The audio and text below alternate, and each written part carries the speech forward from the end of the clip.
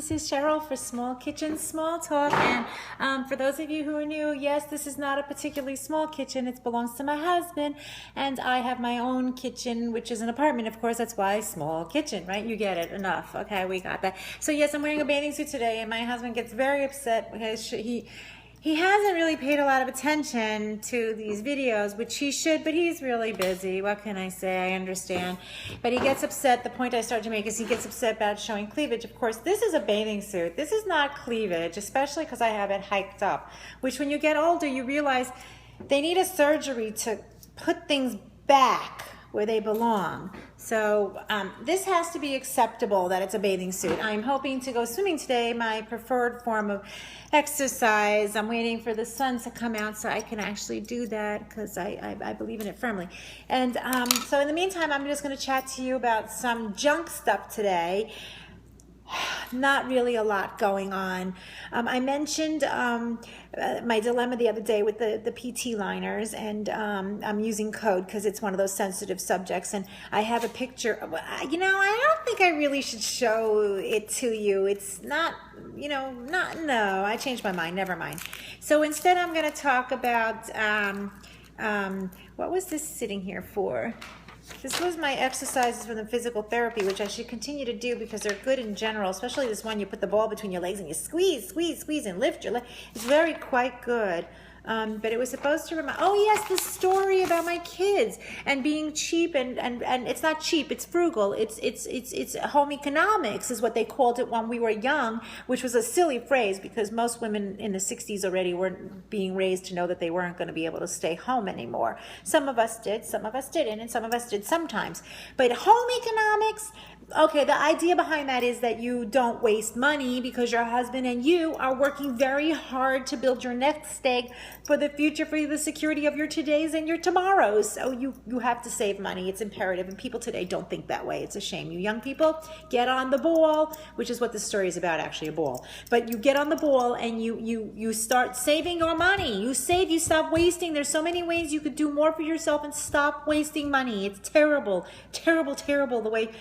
Like, for example, one day when my daughter was in college, my brilliant daughter, we call her the absent-minded professor because she's so brilliant. And what happened was I give her some money. She's in college. She doesn't have any of her own. And we go to a discount store to go, she could buy herself a top, something new in her wardrobe. And I give her, say, 10, 5 singles, $20, right? Whatever. I probably gave her a little more. But, let's just say. So I give her some money to go buy a shirt. And what does she do? There's somebody panhandling for charity. And she gives the money I give to her. She turns over and gives $1 to the guy. And I'm like, wait a minute. You can't do that. That's a misappropriation of funds. That money was earmarked for you to spend a certain way, not for you to do what you want with. And if you can't do what it's earmarked for, well, that's a misappropriation. And Congress should learn a lesson about it. You freaking lawyers know better. It's called money is escrowed somewhere. You don't have the right to take it for anything else. Shame, shame, shame, shame, shame on all of you who vote to do that. You are dead wrong, and we are not dumb enough to not understand that. Okay, back to real things.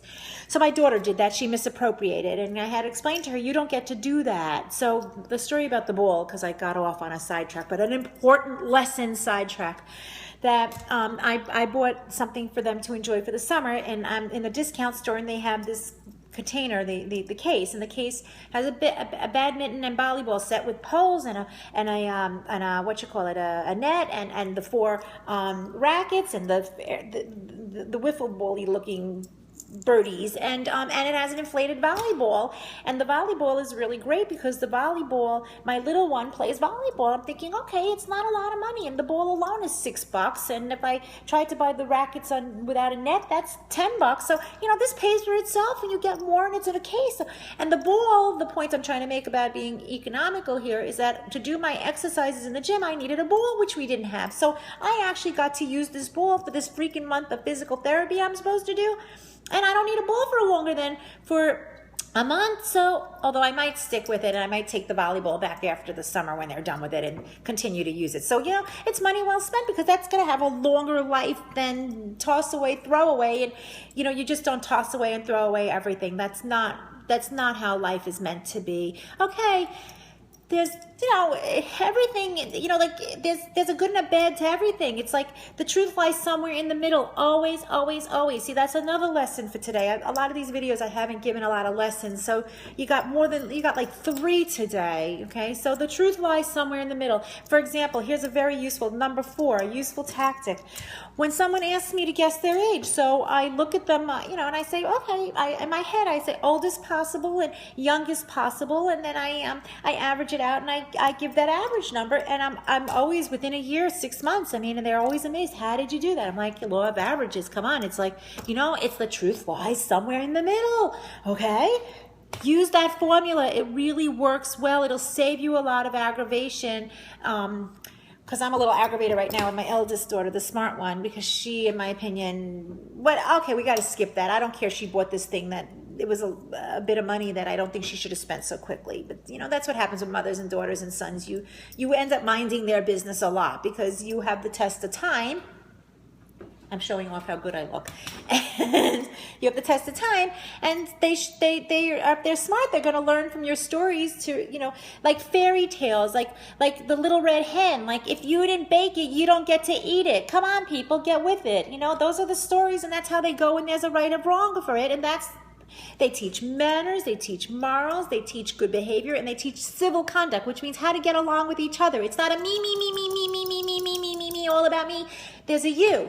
And just last one, because I did a lot of lessons today. The world is about give and take. You know, there's a mutual using that should happen, but it's a mutual using, and you agree up front with what you're willing to. I'm out of time. We'll have to go into that another day. I was on a rampage today. I've got a lot of catch up for you people to really help you in life here, get it together, to keep on that straight and narrow. I am so over time, so it's not a ta-ta for now anymore. I love that, but it's a like me, like you. Bye. See you next time.